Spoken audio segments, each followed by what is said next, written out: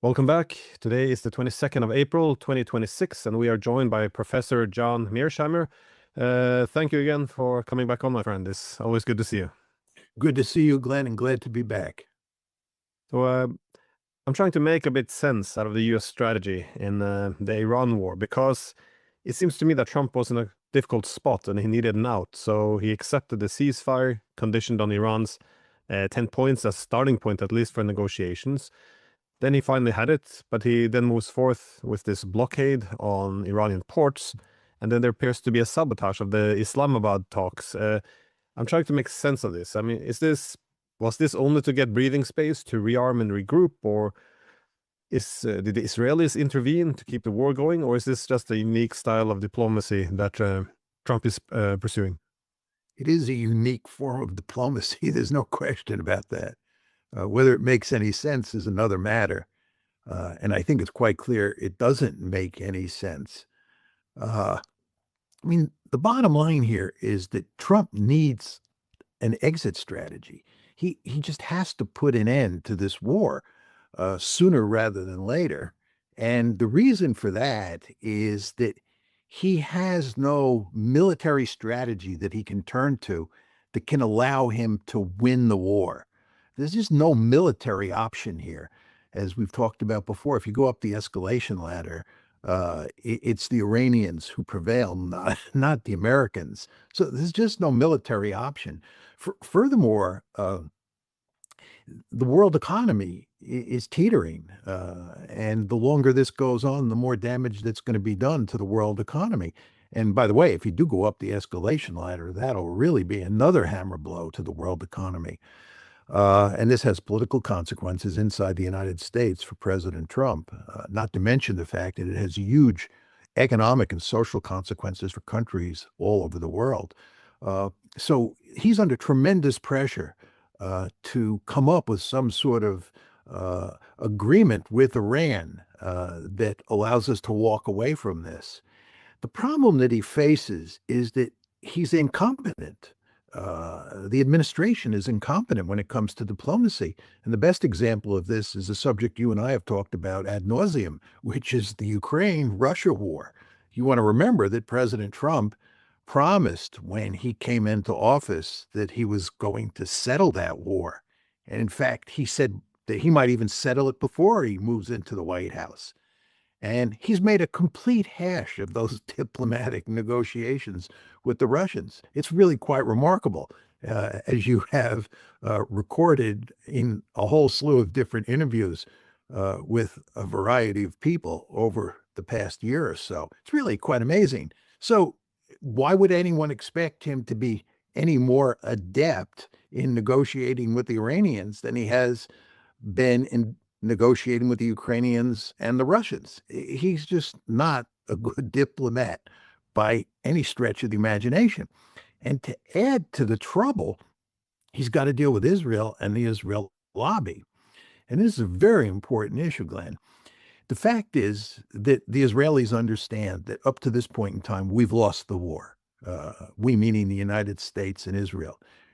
We had a set of goals going into the war, four main goals, as you know: regime change, getting rid of Iran's nuclear enrichment capability, getting rid of their long-range missiles, and getting them to stop supporting Hamas, Hezbollah, and the Houthis. We failed on all counts. And on top of that, as everybody knows, the Iranians, who did not control the Strait of Hormuz before February 28th and did not have a toll booth located in the middle of it, now control the Strait of Hormuz and have a toll booth located right there. So the Iranians have won. From an Israeli point of view, this is a disastrous situation because the Israelis view Iran as an existential threat. You and I can disagree with the Israelis, but that doesn't matter. They think it's an existential threat. And of course, the lobby here in the United States goes along with Israel no matter what. So the end result is that Israel wants to continue the war. It's just very important to understand that. They want us to continue hammering away at Iran to try to beat them into submission. And if we don't beat them into submission, well, we'll just destroy them. Do what we did in Gaza to Iran. That's the Israeli view, and that's the Israel lobby's view. So if you think about the situation in Ukraine, going back there, and then you think about the situation with regard to Iran, you see inept diplomacy on the part of the Trump administration in both cases. But in the case of Iran, the situation's even worse because you've got Israel and the lobby leaning on him not to come up with a peace agreement that reflects what's happening in the war, which is another way of saying which reflects the fact that Iran has won. So Trump is veering back and forth between two positions. One, which is pushed forward by the economic realities and the realities of what has happened in the actual fighting to work out some sort of deal. He has powerful incentives because of the state of the world economy and because of what's happened in the fighting to cut a deal. He understands he has no military option. He understands we've effectively lost, and he understands the damage that could be done to the world economy. That tells him, let's cut a deal. But on the other side, he has the Israelis and he has their minions here in the United States. And they are powerful and they're honeycombed throughout the entire administration to put enormous pressure on him not to cut a deal and instead to play hardball with the Iranians. So what you see him doing is wavering back and forth between these two positions. And in the end, we have been unable to get a ceasefire, much less meaningful negotiations started. You want to understand, we don't even have a ceasefire yet because a ceasefire involved shutting down the fighting in Lebanon between the Israelis and Hezbollah, which has kind of been done. And number two, opening the Strait. And the Strait opened for one day. And then because President Trump wouldn't take off the American blockade of the Strait, the Iranians put the blockade back on. So we haven't even fulfilled all the conditions that were required for a ceasefire, much less began to move seriously towards an agreement. And all the time this is happening, the clock is ticking on the world economy. And this is a very dangerous situation. Is it possible, though, with the ceasefire that this could be a way for the United States to get Iran to fight the war on America's terms? Because this appears to be one of the things that has failed since the beginning. That is, when the U.S. attacked, it looked as if Trump would have favored to do a little bit of bombing and then stop. And the Iranians essentially didn't want to give him this kind of escalation control. And they made it clear that any attack would get a massive response. So so shutting down the Strait of Hormuz, attacking the Gulf allies, essentially denying the U.S. this kind of escalation control. Now, in the ceasefire, seems to follow the same logic. Yes, initially, the U.S. appeared to agree to this 10-point plan, at least as a point of departure to start discussions. But then it seems to be this incrementalism. Well, the U.S. should be allowed to put a blockade on Iran. Israel should be allowed to bomb a little bit in Lebanon. U.S. should be able to seize or fire on some Iranian ships, and to keep it, I guess, low intensity. I mean, is it possible that it's just to get the war under control, or is it the ceasefire gone wrong? Because I think Iran will probably interpret this as a wider effort. Well, whatever minor escalation there's now, the overarching objective will be the effort to destroy their nation or wipe out their civilization, to use Trump's language. So do you think this has anything to do with how the war is fought, or just bring it down, the intensity of it, and limit the targets that Iran are targeting? Yeah, I think it's a great question. And let me give you my 2 cents on it. Uh, I think that what Trump wants to do here is he wants to use military leverage to get the Iranians to agree to a ceasefire and then to come to the negotiating table. And he wants to use that military leverage to get a good deal, not a great deal. He's not going to get a great deal. He wants, I think, to get something that's better than the JCPOA when it comes to the nuclear enrichment issue. But he needs, he thinks, military leverage to do that. So let's talk about military leverage. My view is that any country has, any great power, I should say, has three levers that it can use, three military instruments that it can use to get what it wants, either through coercive purposes or by fighting the actual war. And one is air power, two is ground power or land power, and three is naval power. Those are the sort of three instruments that a state has. And we started the war on February 28th and waged it before the ceasefire, largely with air power. We struck Iran from the air, and we struck them with naval aircraft, but we didn't have a blockade on at that point in time. It was all about air power. And that air power campaign, Glenn, failed. And that's why you moved to a ceasefire. And that's why we can say today that up to this point, Iran has won the war. The air power campaign failed. And by the way, everybody knew, or let me put it differently, everybody should have known beforehand that air power alone was not going to defeat Iran. The historical record is clear here. So that's air power. Then there's ground power. And here we're talking about using ground forces for invading, for the purpose of invading Iran. This is not a serious option. First of all, we don't have many combat troops at all in the region. There's talk about 50,000 American troops in the region. Only a small slice of them are combat troops. And the idea that even if all of them were combat troops, you could invade Iran and do something to end this war is not a serious argument. We don't have the combat forces there to launch a ground invasion. Furthermore, President Trump is allergic to boots on the ground. Furthermore, the American people are not willing to tolerate the kind of pain that would be required if you're going to launch a full-scale invasion of Iran. Just think about how deeply concerned we were about the life of that pilot who was shot down, right? The idea that he might be killed was a horrible thought. Our tolerance for pain over the Iran war is not very high.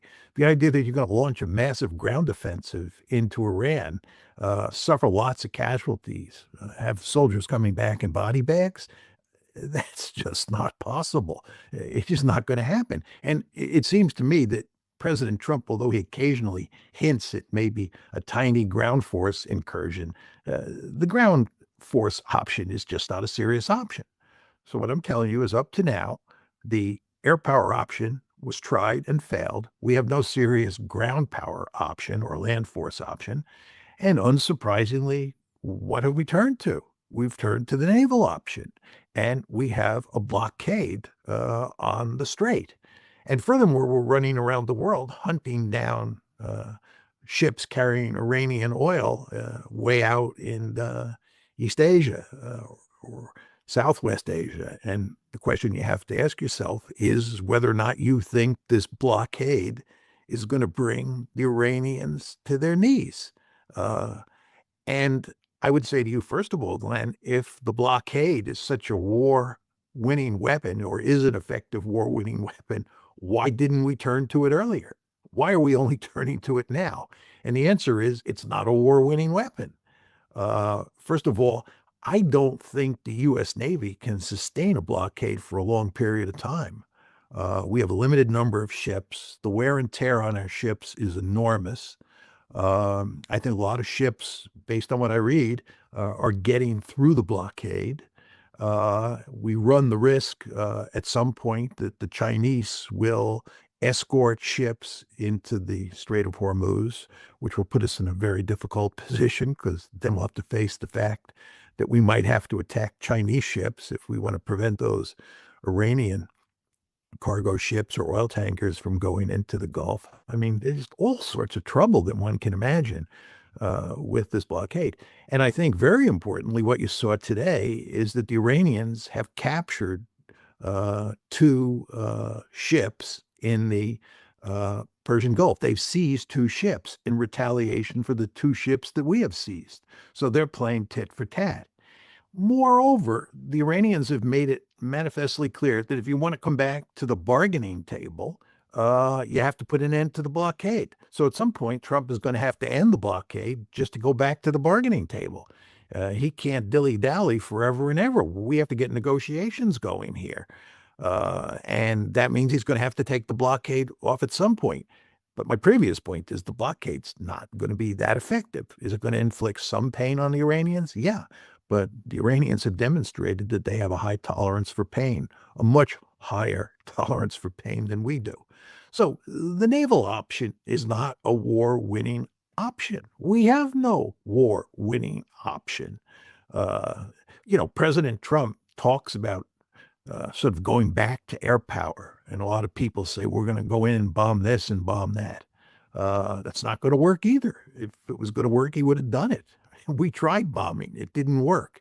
What's the new formula that's going to allow us to succeed? Oh, we're going to go in and destroy all of their energy infrastructure and basically make Iran unlivable. That's not going to work. Everybody knows that because the Iranians can retaliate.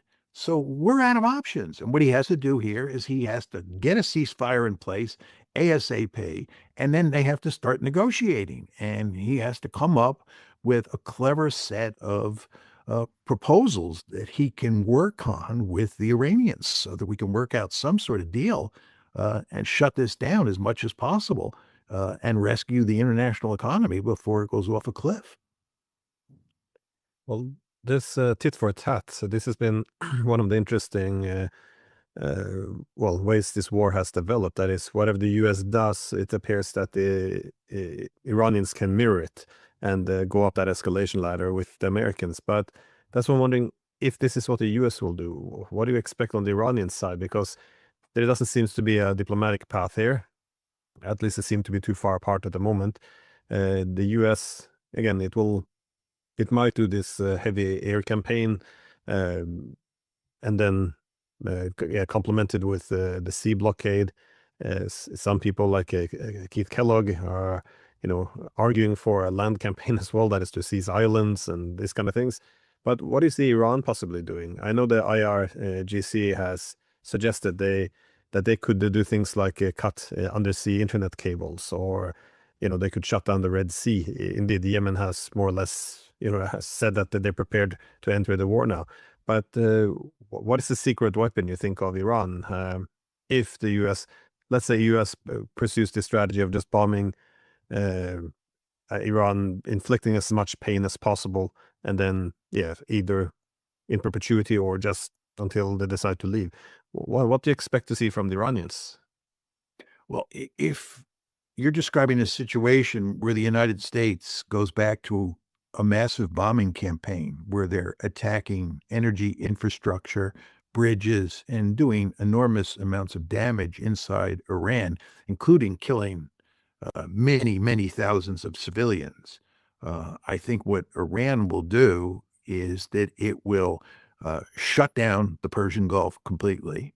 It will shut down the Red Sea and it will attack energy infrastructure and desalination plants all across the Gulf. It will do everything it can to wreck the Gulf. It's what I call the Goddardammerung response.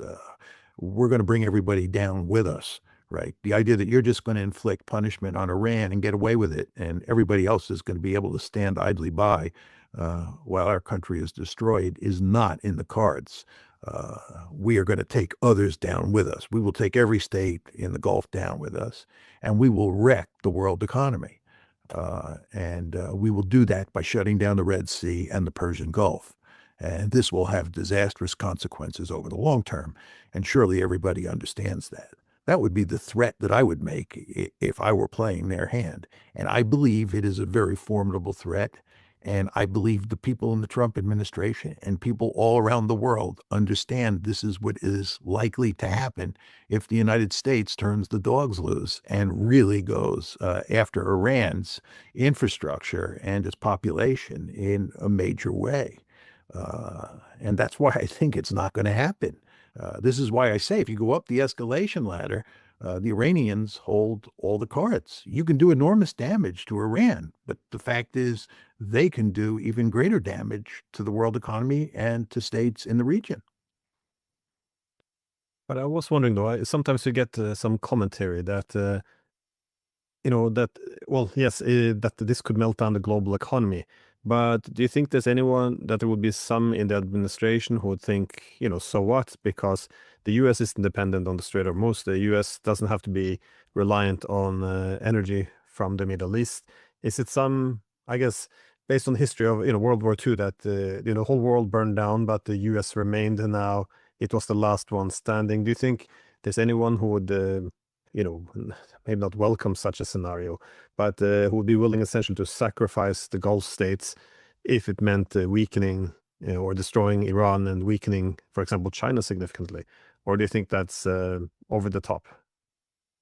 No, I think that Israel and its supporters will be inclined to adopt the position you just described. Uh, Again, it's very important to understand that from Israel's point of view, Iran is an existential threat.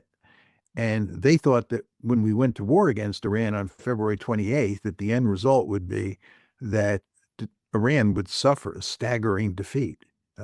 We would win, we meaning the United States and Israel. And the exact opposite is happening. And what we're talking about here, Glenn, is working out some sort of agreement that reflects the fact that Iran won. We may get certain concessions from the Iranians, but they won the war and they'll do very well in these negotiations. That's just the way it works. The winners on the battlefield are the winners at the negotiating table. Common sense tells you that. But the Israelis definitely don't want that. Uh, so they're going to push very hard for us to start the war up again.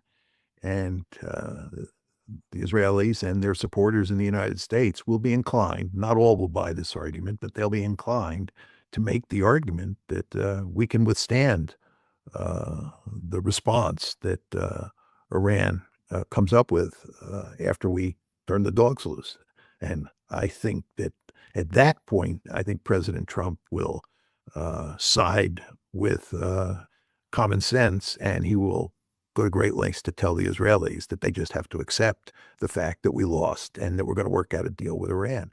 Because President Trump has a deep-seated interest in avoiding an economic catastrophe. I mean, there are all sorts of people who are students of international economics who say that, if this one spins out of control militarily and economically, that you could end up in a situation analogous to what you had in the 1930s. You could have a Great Depression. And there's some people who argue, and these are not foolish people, these are smart people who argue you could have a economic depression worse than you had in the 1930s. Is that for sure? Of course not, because we don't know exactly where this train is headed. We live in an uncertain world, and how it all plays out is very hard to say. But it just seems pretty commonsensical that if you shut down the Gulf completely, you shut down the Red Sea, and you wreck all of those GCC countries, that the economic consequences worldwide are just enormous. It's not only gas and oil, it's the fertilizers that come out of the region, out of the Middle East, out of the Gulf, out of the Red Sea. It's the aluminum, it's the helium.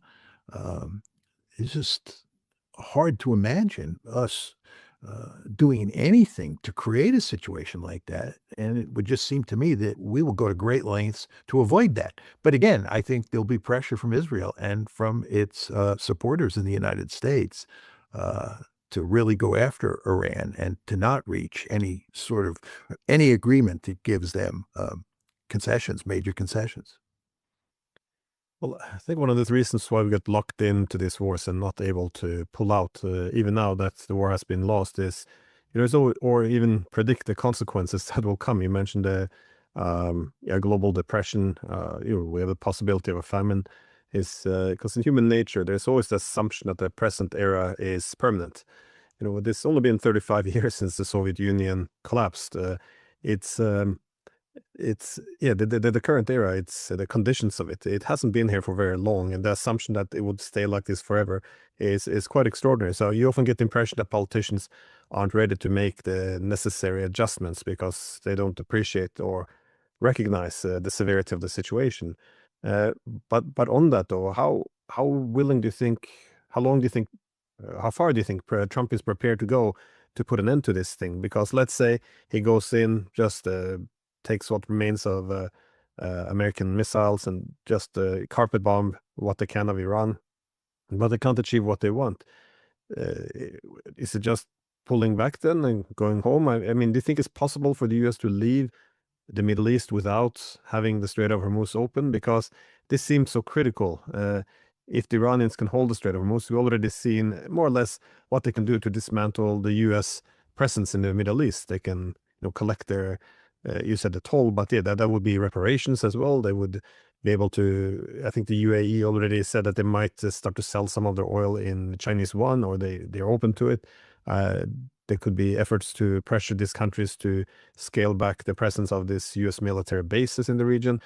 Something that I'm sure some of them are already discussing, if that invites conflict instead of bringing security. So it seems like a massive cost for the US to leave without the Strait of Hormuz being open. But again, if it can't be achieved, what do you do? Do you think it's possible for the US just to leave? I know Joe Kent advocated for this, but is it possible? Well, there's a difference between the United States leaving with the strait closed or open versus the United States leaving with Iran in control and with a toll booth uh, on the road or in the strait. I think that Iran is going to end up controlling the strait, and it's going to have a toll booth in the strait. Uh, I think it's linked to the business in good part of reparations and sanctions. I think that it's hard to imagine the United States and Israel, certainly Israel, but the United States even paying reparations to Iran for all the damage it's done.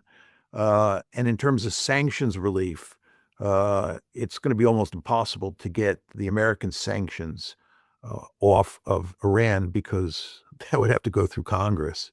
And Congress is anti-Iran in the extreme. They may get the international sanctions off. But given the problem that we're going to face with sanctions relief for the Iranians, and given that we're not going to pay meaningful reparations, they're going to want to keep the toll booth in place for a long, long time.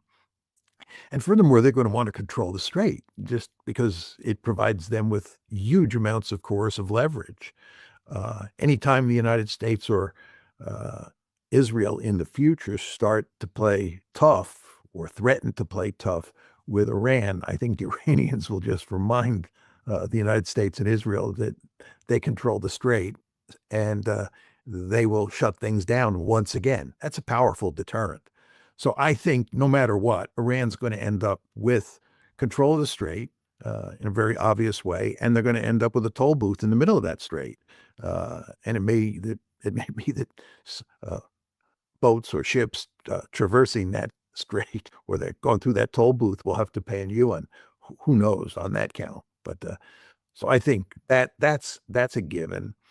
But the discussion or the question that you raise gets at the fact that we're at a very plastic moment here.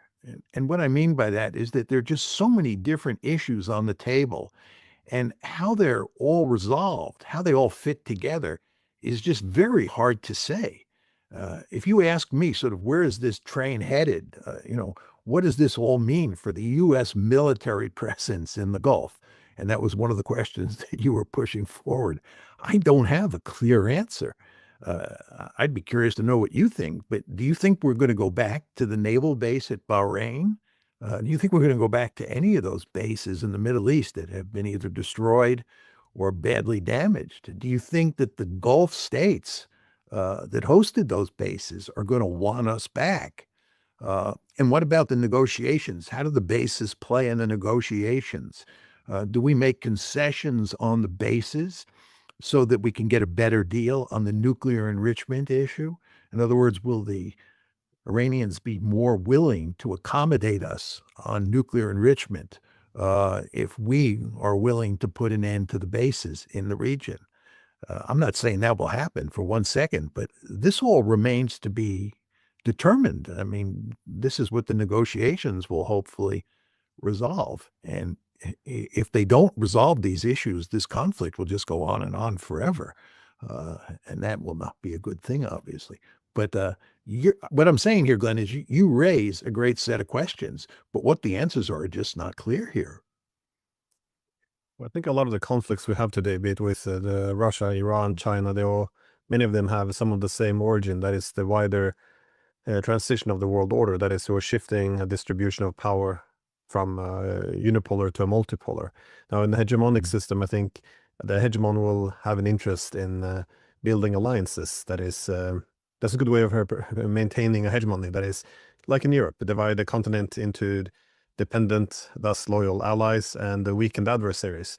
You kind of see the same dynamic in the Middle East when the Chinese try to negotiate some more improved relations between the Saudis and Iranians. This essentially could become if peace breaks out, then what's going to happen? Then the Saudis will be less, loyal or obedient, and the Iranians won't be contained. So one does need an alliance system to preserve a hegemonic position. And I think as the world becomes multipolar, many of the states probably have an interest to have a more independent political position, but then you need to diversify your ties. That is, not to tie yourself too much down with one actor. So I think from Saudi Arabia, Turkey, across the region, many countries now looking to diversify and decouple a little bit from these alliance systems. And especially if you have a declining hegemon, not saying that the US is, finished. I think this, people ask me how I compare it to, Britain in 1956, but I think by no means the US will remain a massive power.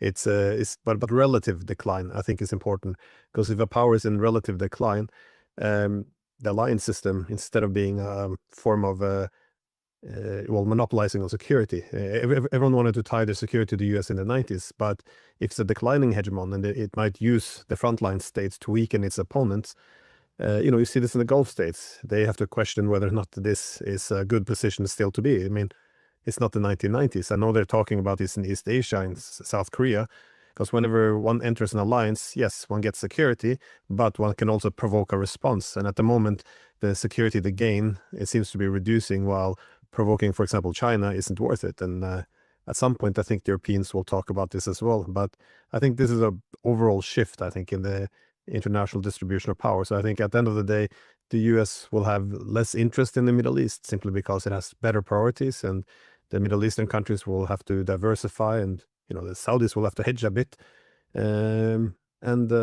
Yes, I think there will be no going back to the way things were. I mean, these are historical times. You can't have a country, for example, like China, with this spectacular rise, and the world order will remain the same. There has to be massive changes, and I think that's what we're undergoing. Some of them will be, born through blood and fire, essentially, instead of, through diplomacy. But no, I don't think we're going back to where we were.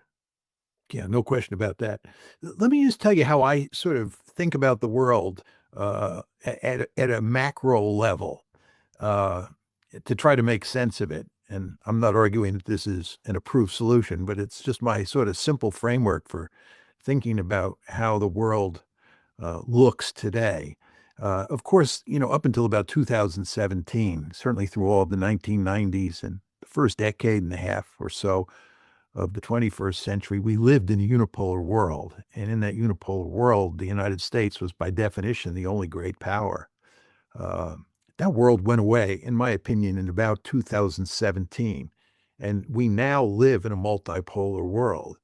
And what's very important to understand about that multipolar world is that for the United States, the most important region in the world is East Asia, because China is a peer competitor, in the sense that China is a rising great power that threatens to even be more powerful than the United States. I'm not saying that will happen, but China is a formidable adversary for the United States. So you now have this multipolar world where East Asia is of paramount importance for the United States. And the United States still cares about two other areas of the world. One is Europe, and then the third is the Persian Gulf. So that's sort of the macro view I have at the highest level. But then if you look at the Ukraine-Russia war and you look at the Iran war, what you see is that these two conflicts almost are guaranteed to never go away, and to create a poisonous security environment in both Europe and in the Gulf. And why am I saying that? It's very important to understand, I think, that from Russia's point of view, the situation in Ukraine is an existential threat. From Ukraine's point of view, Russia is an existential threat. I fully understand why both actors in that conflict, Ukraine and Russia, view the other as an existential threat. And Europe has piggybacked with the Ukrainians to the point where the Europeans think Russia is an existential threat, and the Russians think the Europeans and the Ukrainians together are an existential threat. And when you have two sides that both think the other side is an existential threat, how do you shut that down in any meaningful way? So I think you're going to have huge problems in Europe moving forward, mainly based on the Russia-Ukraine conflict. Turning to the Gulf, as I said to you before, the Israelis view the Iranians as an existential threat, uh, and Israel's supporters in the United States view Iran as an existential threat. And Iran views the United States and certainly Israel as an existential threat. But let's just focus on Israel and Iran. Those two view each other as an existential threat. How are we ever going to get a meaningful ceasefire between Israel and Iran, especially when Iran supports Hezbollah, Hamas, and the Houthis and has no intention of giving up that support? And the Israelis view Hamas, Hezbollah, and the Houthis as not as dangerous as Iran, but almost as dangerous as Iran, and joined at the hip with Iran. So what you're going to see moving forward, even if we get some sort of agreement between the United States and Iran, is a permanent state of hostility between Israel and Iran in the Persian Gulf or in the Middle East. And then back to Europe, you're going to see endless trouble moving forward, a poisonous relationship. You and I have talked about this before, between the Russians on one side and the Ukrainians and the Europeans on the other side. So again, just to go back to where I started, you have these three great powers in the system now, right, who compete with each other in all sorts of different ways. And with regard to the U.S.-China conflict, from an American point of view, China is the principal threat. East Asia is the number one area of the world. But if you look at the other two areas of the world, Europe and the Middle East, you have this very dangerous situation that doesn't seem to look like it's going to go away in both of those areas. And my final point would be to you, Glenn, you can tell all sorts of stories about how you hook the Chinese up to what's going on in the Gulf. Very easy to do. And the Russians, of course, are already involved in Europe. They're one of the principal participants in the war in Ukraine. And the Russians, of course, are involved in the Gulf. They're helping the Iranians. Both the Russians and the Chinese are helping the Iranians. And the Chinese, obviously, because they fear an American containment strategy in East Asia, the Chinese have a vested interest in seeing the Ukraine war go on and seeing the Americans pinned down in Europe. And in a certain way, they even have a vested interest in seeing the United States remain militarily in the Persian Gulf, because that means they won't be able to go to East Asia to contain China. So what I think you see with this rather simple framework that I'm putting on the table is that we live in a very dangerous world, and there's not much prospect that I can see. I hope I'm wrong, but there's not much prospect of creating a more peaceful world moving forward.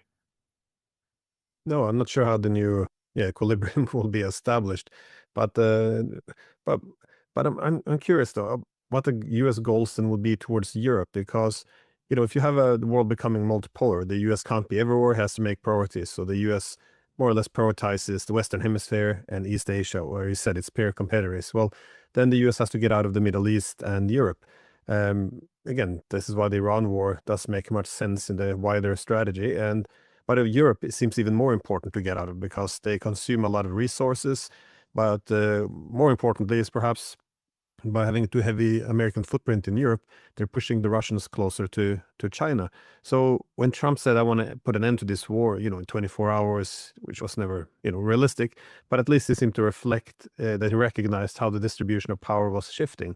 But that being said, I kind of assumed that he wanted to put an end to that war. But now we see this kind of these new statements. I did send you a link earlier on with the Undersecretary of War for Policy, Elbridge Colby, was making some remarks. It didn't sound like he wanted to put an end to the war. On the contrary, he called for the Europeans to essentially step up to the plate.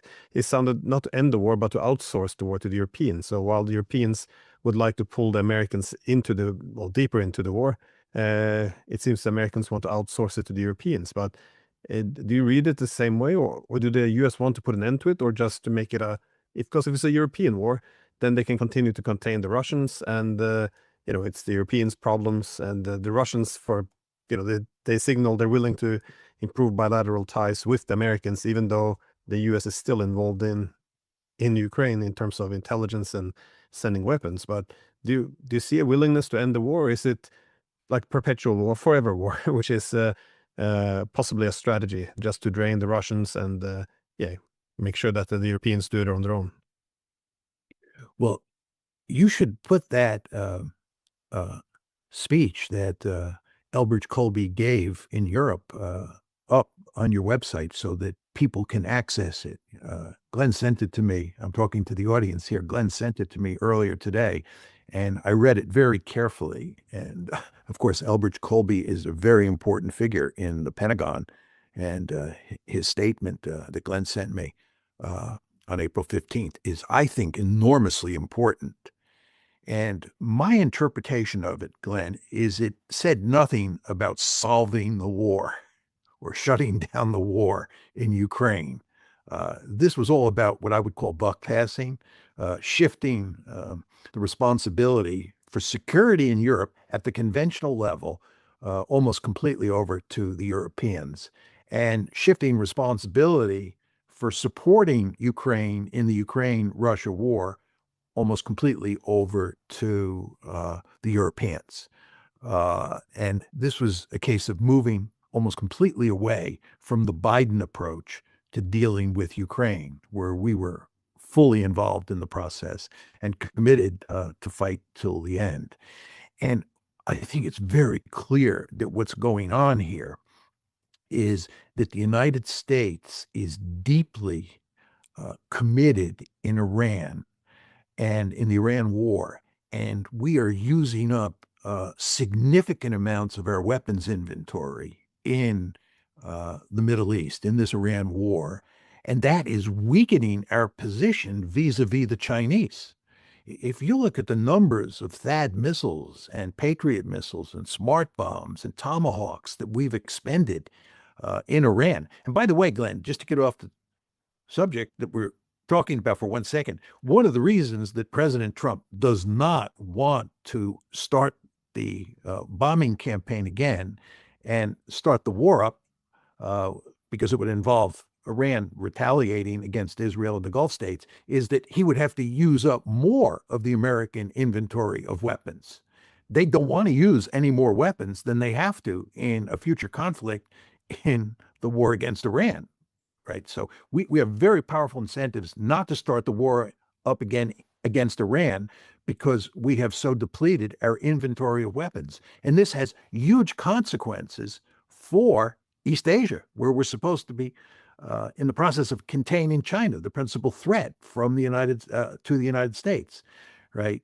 So what Elbridge Colby is saying very clearly to the Europeans is we can't provide the weapons anymore for you to give to the Ukrainians. You Europeans have to develop the necessary weapons, and you have to do it quickly for Ukraine. We can't do it because we have other responsibilities. So this is, I think, the Colby speech, a clear statement of the Americans divorcing themselves from Europe at the military level. It's basically saying to the Europeans, you deal with the Ukraine war. They're not saying you shut down the Ukraine war. In fact, I think the document reads like, we expect the war to go on, and that's hardly surprising. We failed to shut the war down. They're not going to shut the war down. In fact, they have no interest in shutting the war down. The Europeans want this war to go on forever and ever. And the end result is that Ukraine is going to have to be supplied with lots of weapons. And the question is, where are they going to get those weapons? And up to now, it's been pretty much a case where the Europeans buy the weapons from the United States and then give them to the Ukrainians. And what Colby is saying is the cupboard's bare. There are no American weapons we can give you. We're running through weapons in the Gulf at an incredibly rapid pace. And that's having huge consequences for East Asia, which is strategically the most important area of the world. So in a very important way, what Colby is doing is divorcing the United States from Europe, especially at the conventional level. That's the way I read it. Do you disagree with that? No, I think they're yeah, no, they're handing it over or cutting their ties further. I think this also uh, could be a consequence of the Iran war as well. The fact that Trump has put a lot of well rhetorical efforts to blame the whole thing on the Europeans, that could provide a reason, or at least to get mobilize some support from decoupling the U.S. a bit more from the from the Europeans. But that also puts the Europeans in a well puts us on a much closer to war, I think, here in Europe, because with the lack of American weapons, the situation is going more and more in Russia's favor, and the Europeans will have to escalate in a big way, which you see all these drones being made and sent, and the very openness about our participation in this war, and at the same time, the reports now of the Baltic states and or Finland allowing their territory to be used to strike Russia. At some point, the escalation will put more pressure on the Kremlin to respond, and there is a growing pressure. And all of this is happening at the same time that the Americans are divorcing themselves. So now the Russians would have less constraints to retaliate. I mean, why would they fear striking some German logistics center if America's not standing behind?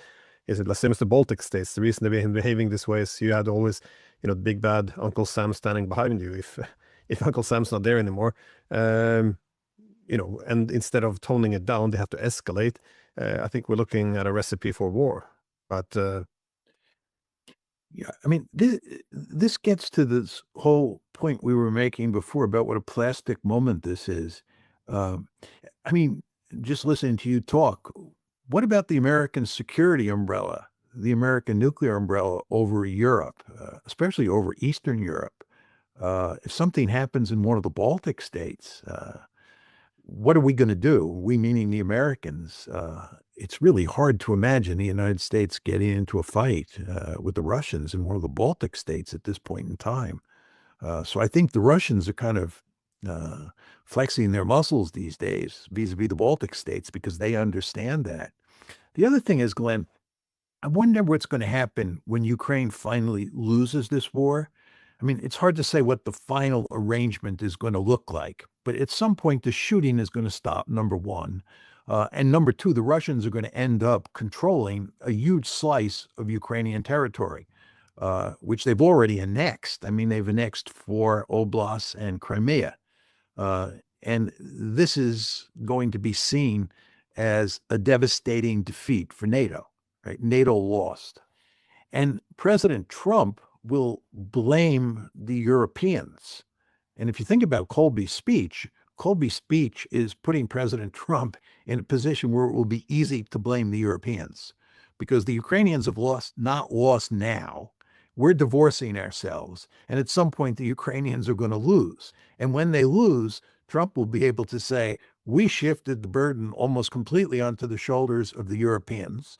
We were doing well, or the Ukrainians were doing well up until that happened. And then Ukraine fell apart. And of course, it's because of those pathetic Europeans who wouldn't help us in the Gulf, who wouldn't help open the Strait of Hormuz, or who wouldn't unilaterally open the Strait of Hormuz. Of course, this is all nonsense, but this is the rhetoric that he'll use. And this will just further tear at the seams of the alliance. It'll just make a bad situation worse. So I think what you're going to get in Europe, and I'd be curious to know what you think about this. I think you're going to get a situation where the United States is much less committed to Europe and to NATO. And at the same time, the relations between the Russians on one side and the Ukrainians and the Europeans on the other side are going to be even worse in the future than they are now. no, I agree. I think it was also very predictable. Indeed, on this podcast, I interviewed the German general, General Harald Kuyat. He was the head of the entire German army, and he also had a highest military position within NATO. Forgot what it's called. Yeah, and anyways, my point is 3 years ago he made the point that he was speaking very openly about what was actually happening. Unlike the rest of his countrymen, he was making the point that yes, the U.S. and the British sabotaged the Istanbul Agreement, all of this. But he also made the point again 3 years ago that we're losing this war, as you and I were always saying back in those days. But the consequences at some point, the U.S. when it's being lost, they will have the common sense to pull away. And at this point, we, that is the Germans, will stand to face a very angry Russian or Russia all by ourselves. And I thought that was interesting. That was one of the reasons I wanted to talk to him as well. And I think that's where we are now. The war is being lost. The US is handing it over to the Europeans. And now we're going to face a very angry Russia. And instead of seeking to make a peace, we're making it much worse because many of the European leaders seemingly genuinely believe that Russia is an existential threat. So they don't have any political imagination for peace. So it's only escalation. And but I think on the wider, I think there's also mutual divorce because you mentioned before the missiles being depleted. Once missiles or weapons are being depleted, people lose trust in alliances. That is, the South Koreans are asking, why did the Americans pull out their THAAD and the Patriots? In Europe, they're saying, oh, all these missiles we're supposed to get to fight the Russians are being delayed or diverted. Even in the Gulf states, they're saying, oh, why are the air defenses, Israel's being prioritized? So you're seeing this side distancing themselves, and on the other side you see the Americans who are essentially blaming some of the partners. They're they're not a force amplifier anymore. They're drained on US resources. They're not going to be able to look after their own backyard or go contain China, and all of the failings are their faults. I mean, Europeans, they're the ones to blame for Ukraine, for Iran. So I think you see a mutual split and again, I don't know what would follow though. Just one other dimension to this, Glenn. Uh, I like to say that when you think about the poisonous relationship that's going to exist between Russia on one side and Europe and Ukraine on the other side, that there's 6 other potential flashpoints uh, that are loosely associated with Ukraine. And of course, the Ukraine war could start up again. We'll get some sort of frozen conflict, but that could start up again. But then there are the sort of other potential flashpoints that I focus on, or I have focused on. One is the Arctic, 2 is the Baltic Sea, 3 is Belarus, 4 is Kaliningrad, 5 is Moldova, and 6 is the Black Sea. But, if you think about it, we're talking about not the Baltic or Kaliningrad, we're talking about the Baltic states themselves and potential trouble in the Baltic states. So you could add that as a 7th category.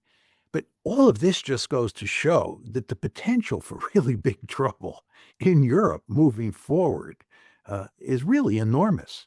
And I would argue that you and I like to say that there's no real Russian threat there, and that the Germans and the Europeans in general, especially the West Europeans, are hyping the threat. This is, classic threat inflation. But if the Russians were to go into one of the Baltic states with military force, or into Kaliningrad, there was a fight over Kaliningrad or something in the Baltic Sea, this would really give the Europeans cause to think that the Russians are coming. This is the second coming of the Soviet Union, and that would just make a bad situation worse. Anyway, all of this is just to say you can tell all sorts of stories about how a conflict down the road just takes the present situation, which is very bad, and makes it even worse. Yeah, well, if someone would have asked me a few years ago or only last year if a Russian attack on Estonia is likely, or the Baltic states, I would say, it's crazy talk. But there is the security dilemma. Now, I'm not so sure anymore because Yeah. after all that Estonia, for example, been doing, having its geographical position there as well on the Baltic coastline, I think it's quite, it's become increasingly likely, I think, that the Russians will do something in retaliation. It's probably going to be more something where they can have some plausible deniability, but overall, I think we're moving in that direction. But that goes back to the whole idea: what is the security? Because the Europeans are recognizing that things are all these flashpoints you're talking about, but their assumption, the cause of this conflict is, well, it's the Russians wanting to restore empire. So okay, we can have security, but then we have to defeat the Russians. I think it's just the wrong. We trigger a security dilemma. We need to bring it down. I think this is the problem. Anyways, I think we ran out of time. Do you have any final thoughts before we wrap up? I just make one final point. It's kind of a big point, but it's just worth throwing out on the table when while we're talking about the big picture here. And just to segue away from Europe back to the Middle East, uh, if you look at the Israel-Iran conflict, in recent times, I've focused on trying to think about how you could settle that conflict, and I focused mainly on Iran and Israel. But what I've come to realize over the past week or so is that that's not the right way to think about it, because it's not just Iran and Israel that you have to deal with if you want to come up with a settlement. It's also Hezbollah and Hamas. I think the Houthis are much less of a problem, but Hamas and Hezbollah are inextricably linked with Iran. And of course, for Israel, Hezbollah and Hamas, especially Hamas, matter enormously. So if you're going to work out some sort of modus vivendi between Israel and Iran, you have to include Hezbollah and Hamas in the equation. And how do you do that? Uh, I don't know.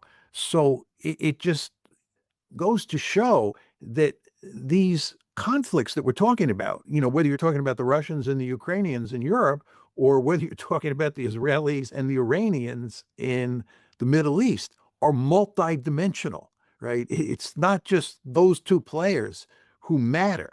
They have all sorts of interests and they're linked to all sorts of other flashpoints in ways that make it very difficult to think about how you shut down the conflict either in Europe or in the Middle East.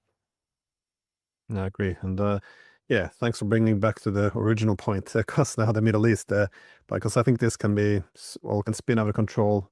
Often people assume that the alliances are also written in stone, but a lot of the countries which have been hostile to Iran, be it Saudi Arabia and maybe lesser extent Turkey, you know, if Iran would weaken, their position would change as well. The Saudis aren't that comfortable with Israel's territorial ambitions. The Turkey is also very aware the hostility of Israel towards Turkey. So Yes. if you lose your Iranian boogeyman, then suddenly you're next on the chopping block, perhaps. So there's, you don't necessarily want to defeat your enemies. So I think that, yeah, instead of having this zero-sum thinking, there might be countries in the region who wants to find a new equilibrium, something that puts a check on the Iranians, but also on the Israelis. So essentially move away from this hegemonic vision where of a U.S. global primacy or Israeli regional primacy. I think this is, I think all the alliances can switch more. That the stability we see in the alliance systems throughout the Cold War probably is a thing of the past. But